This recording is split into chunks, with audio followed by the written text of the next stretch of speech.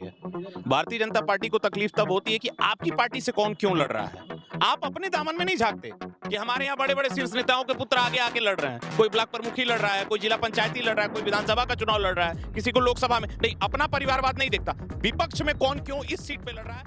यहाँ पे परिवारवाद का मतलब ये नहीं समझ पाते। परिवारवाद का मतलब ये होता है कि सिर्फ अपना परिवार। परिवारवाद ये थोड़ी है कि अगर आपका भी परिवार लड़े, आपका भी परिवार लड़े, आपका भी परिवार लड़े। हम तो कहते हैं पूरे देश का परिवार लड़ना चाहिए, वो परिवारवाद नहीं है। भाजपा का जो राष्ट्रीय अध्यक्ष है उसको कौन चुनता है? चुनाव होते हैं क्या वहाँ? अभी परिवारवाद और लोकतंत्र की दुहाई दे रहे थे। हमारे यहाँ तो चुनाव होते हैं और चुनाव होकर के हमारा राष्ट्रीय अध्यक्ष, इनका बताइए कि इसके बाद चुनाव में कौन लड़ रहा है और कब वोटिंग है। पार्टी के नेता अगर कहते हैं कि हिंदू अगर बटेगा तो कटेगा, इसका विरोध करते हैं। अरे भाई, अगर आप यूनाइट हो सकते हैं, आप 20% की बात सोच सकते हैं कि 20% हमारे में रहे, हम मजबूत रहे, तो भैया हम 80% की बात क्यों नहीं सोचेंगे कि हमारे साथ रहे, ताकि देश एक रहे, देश मजबूत रहे। मुस्लिम तुष्टीकरण की नीति से 70 साल से मदरसा टीचरों को मतलब ये वो देते, सैलरी देते चले नहीं होते हैं। अभी देश की सबसे बड़ी अदालत ने इस बात पर टिप्पणी की है कि लेट लाइव एंड लिव, जियो और जीने दो। और जो पिटिशन उत्तर प्रदेश सरकार ने अपने इलाहाबाद के जजमेंट को चैलेंज किया था, वहां पर जहां पे मदरसा पे स्टे लगाया गया, वहां पे वो पिटिशन सुप्रीम कोर्ट ने सिरे से खारिज कर दिया और कहा कि जो व्यवस्था चल रही है उस व्यवस्था में और भी तकनीकी व्यवस्थाओं को मिला। जाति धर्म के नाम पे तो वो कटेगी, वो किसी भी जाति धर्म की हो। मोहित पांडे हिंदू नहीं था, ब्राह्मण नहीं था हिंदू पांडे, गंगेश यादव हिंदू नहीं था। क्यों कट रहे हैं ये लोग? आज बताइए, आप उठा रहे हैं किसी को शक के निगाह पे और उसको मार दे रहे हैं। आप पुलिस मार देगी, अभी तो इनकाउंटर हो रहा था, अब तो लॉकअप में मार दे रहे हैं। नहीं, एक मिनट, आप राम गोपाल मिश्रा को भूल जाते हैं कि आपकी पार्टी का आपकी पार्टी का कोई भी व्यक्ति, कोई भी ऐसा नेता बताइए जो राम गोपाल मिश्रा के साथ खड़ा था। कोई भी ऐसा व्यक्ति बताइए जो वहां जाके उसके परिवार को सांत्वना दी था। कोई भी ऐसा व्यक्ति बताइए कि जो उसके परिवार के साथ। देश और प्रदेश में जो आपने देखा राम गोपाल मिश्रा और बहराइच की न्यूज के संबंध में, क्या एक परिपक्व लॉ एंड ऑर्डर को मेंटेन करने की जिम्मेदारी किसकी है? अपोजिशन की या राम गोपाल मिश्रा के पिता की या वहां स्थानीय लोगों की? नहीं, सवाल उठा सकते हैं आप, केवल सवाल। मनमोहन सिंह खाली 2 ही नेताओं की परिक्रमा करते करते पूरी जिंदगी अपनी काट दी है। प्रधानमंत्री तो थे, लेकिन प्रधानमंत्री का कोई पावर न। जहां जो इलेक्शन कमीशन का ऑफिशियल वेबसाइट है वहां पे रिजल्ट बहुत देर शो किया जा रहा था और जो लोकल लोग जहां मौजूद थे वहां पे रिजल्ट पहले पता चल रहा था। तो कहीं ना कहीं कुछ कमियां तो रही ही हैं, लेकिन पूर्ण रूप से जो चुनावी बिगुल बच चुका है। महाराष्ट्र में भी चुनावी बिगुल बच चुका है, उत्तर प्रदेश में भी चुनावी बिगुल बच चुका है, झारखंड में भी चुनावी बिगुल बच चुका है। उत्तर प्रदेश में 9 विधानसभाओं पर उपचुनाव होना है, तो महाराष्ट्र में 288 सीटों पर विधानसभा का चुनाव होना है, झारखंड में 81 सीटों पर विधानसभा चुनाव होना है। तो उत्तर प्रदेश में 9 सीटों पर भले ही विधानसभा चुनाव होना है, लेकिन गर्मी भैया बड़ी जबरदस्त है। योगी आदित्यनाथ ने भी साख का चुनाव बना लिया है, अखिलेश यादव ने भी साख का चुनाव बना दिया है। सीधे सीधे कहें तो ये लड़ाई इंडिया गठबंधन बनाम एनडीए गठबंधन के बीच है। तो इसी बीच में हरियाणा चुनाव का रिजल्ट आया है। जनता का जनादेश आपके सामने है। बड़े बड़े सी वोटर कहिए, एक्सिस माई इंडिया कहिए, बड़े बड़े पत्रकार जो अपने आप को बड़े बड़े राजनीतिक विश्लेषक कहते हैं, उनकी जो प्रिडिक्शन था वो गलत गया कि वहां हरियाणा में कांग्रेस की सरकार बन रही है, भारतीय जनता पार्टी दूर दूर तक नहीं देखेगी। तो भैया जनता भी एकदम जबरदस्त खेल कर रही है, दिखा कुछ और रही है, कर कुछ और रही है। और भैया लोकसभा चुनाव में तो ऐसा गजब का जनादेश दी कि जो भैया विपक्ष में है वो भी खुश है, जो पक्ष में है वो भी खुश है। तो सीधे सीधे हम आते हैं उत्तर प्रदेश के जो विधानसभा के उपचुनाव होने वाले हैं, उसमें जबरदस्त तरीके से भैया लड़ाई छिड़ गई है। एक तरफ अखिलेश यादव कहते हैं सीट से ज्यादा जीत जरूरी है, और इंडिया गठबंधन में कांग्रेस ने कहा कि हम चुनाव नहीं लड़ेंगे, अखिलेश यादव का समर्थन करेंगे। अखिलेश यादव पहुंच गए हैं, उनका कहना है कि 5 सीटें चाहिए, नहीं तो अबू आदमी का कहना है हम 25 सीटों पर अपने उम्मीदवार खड़े कर देंगे, लड़ा देंगे। तो यहाँ उत्तर प्रदेश में चुनावी विषाद बैठ चुका है। दोनों तरफ पीडीए की लड़ाई है। अखिलेश यादव का पीडीए जो वो कहते थे हमको एम और वाई की पार्टी कहा जाता है, और हमारे पीडीए ने जो हमने रणनीति बनाई वो बीजेपी के एमवाई को हरा दिया, यानी कि मोदी योगी को। तो एक तरफ अखिलेश यादव का पीडीए है पिछला दलित अल्पसंख्यक, तो एक तरफ भारतीय जनता पार्टी का पीडीए है पिछला दलित और अगड़ा। तो बहुत लंबा ये इंट्रो जा रहा है। औपचारिकता के लिए मेरा नाम है शशि भूषण तिवारी और आप इस समय 1080 टाइम्स देख रहे हैं। एक चेहरा मेरे जस्ट बाईं तरफ दिख रहा होगा, शिवेंद्र पांडे जी सपा का पक्ष रखते हैं, बहुत ही शानदार ये वक्ता हैं और तथ्यों के साथ रखते हैं। गणेश जायसवाल जी हैं भारतीय जनता पार्टी का, ये भी बड़े जोश के साथ तथ्य और तर्कों के साथ पक्ष रखेंगे और आपको बड़ा मजा आने वाला है। और इनको तो आप देखते ही होंगे, युवा चेहरा कांग्रेस पार्टी के।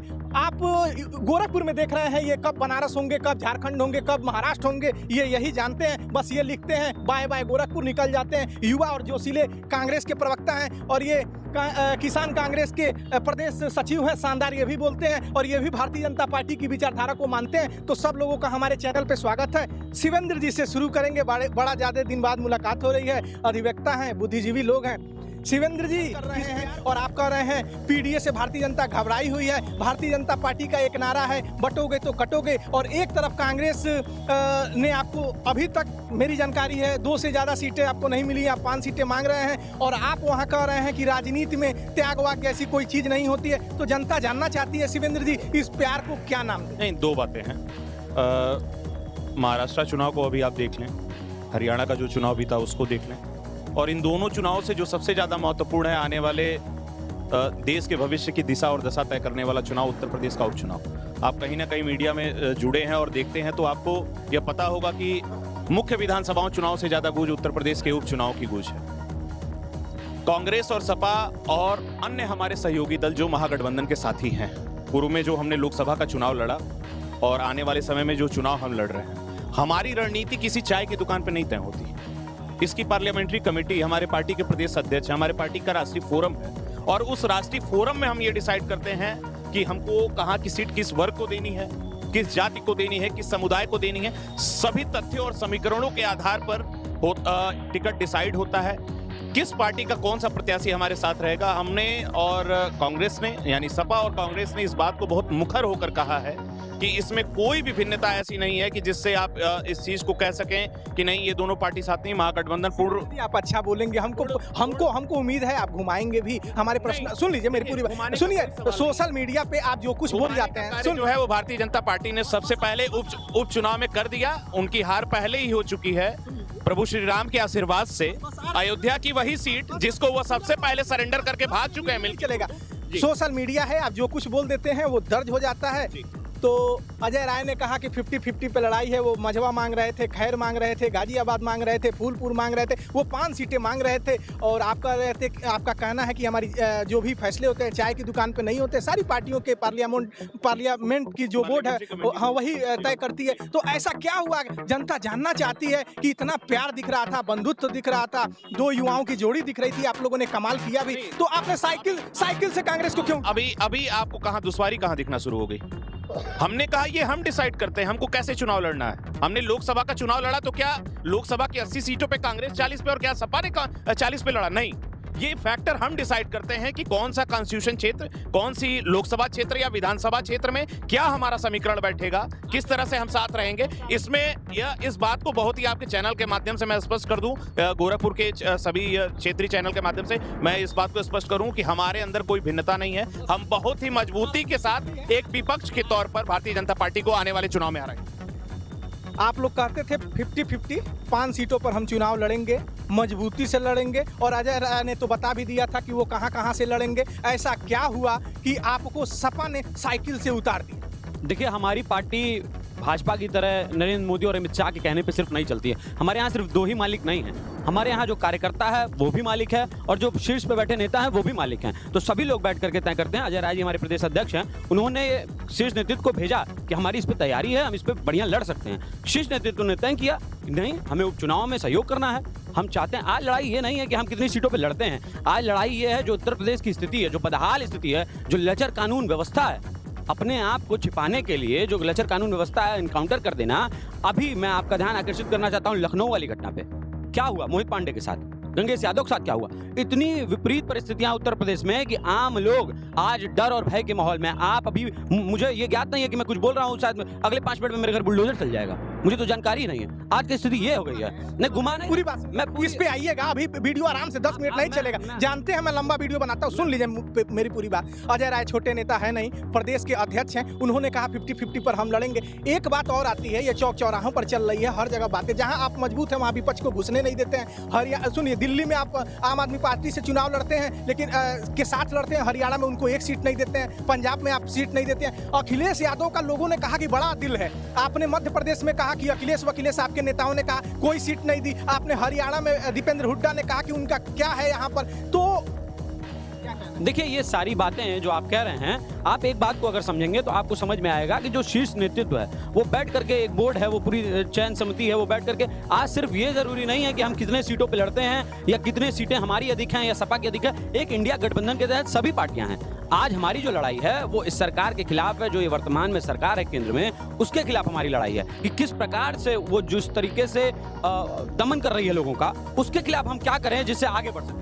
जायसवाल जी, आपने दोनों प्रवक्ताओं को सुना किस तरह से घुमा भी रहे थे और यही इनकी खासियत है, बड़ा जबर बोलेंगे, घुमाते हुए बोलेंगे। इन्होंने दोषारोपण भी किया, इनका कहना है कि अमित शाह और मोदी वाली व्यवस्था इनके यहाँ नहीं है, इनके यहाँ लोकतांत्रिक व्यवस्था। इनके यहाँ लोकतांत्रिक व्यवस्था हम लोगों ने मनमोहन सिंह की सरकार में बहुत अच्छे ढंग से देखा है। मनमोहन सिंह खाली 2 ही नेताओं की परिक्रमा करते करते पूरी जिंदगी अपनी काट दी है। प्रधानमंत्री तो थे, लेकिन प्रधानमंत्री का कोई पावर न केंद्र, मतलब न विदेश में दिखा और न देश में दिखा। ये हम नहीं कहते हैं, ये पूरे देश की 145-150 करोड़ जनता कहती है कि एक प्रधानमंत्री था जो बोलने नहीं पाता था और एक प्रधानमंत्री है जो बोलने नहीं देता है, तो इनकी परेशानी ये है कि परिवारवाद से निकले हैं लेकिन परिवारवाद से निकल नहीं पाए हैं आज भी। तो इनको वही दिखाई देता है कि मोदी और, अरे भाई, मोदी और अमित शाह कम से कम एक परिवार के तो नहीं है। मोदी और अमित शाह इस देश के गृह मंत्री हैं, मोदी प्रधानमंत्री हैं, हमारे राष्ट्रीय अध्यक्ष JP नड्डा जी हैं। तो भाई जब आपकी पार्लियामेंट्री बोर्ड कमेटी की बैठक वहां पे होती है जहां चाय की दुकान पे तो होती नहीं है, तो हमारी कौन सी चाय की दुकान पे होती है? को प्रमाण हो तो आप बताइए, हमारी कौन सी चाय के दुकान पे कोई पार्लियामेंट्री बोर्ड की कोई बैठक होती है? भारतीय जनता पार्टी को सबसे ज्यादा तकलीफ पता है किस बात की है? भारतीय जनता पार्टी को तकलीफ तब होती है कि आपकी पार्टी से कौन क्यों लड़ रहा है। आप अपने दामन में नहीं झांकते कि हमारे यहाँ बड़े बड़े शीर्ष नेताओं के पुत्र आगे आके लड़ रहे हैं, कोई ब्लॉक प्रमुखी लड़ रहा है, कोई जिला पंचायती लड़ रहा है, कोई विधानसभा का चुनाव लड़ रहा है, किसी को लोकसभा में नहीं। अपना परिवारवाद नहीं देखता। विपक्ष में कौन क्यों इस सीट पे लड़ रहा है यह तय करेंगे, तो फिर हमारी पार्टी क्या करेगी? यहाँ पे परिवारवाद का मतलब ये नहीं समझ पाते। परिवारवाद का मतलब ये होता है कि सिर्फ अपना परिवार।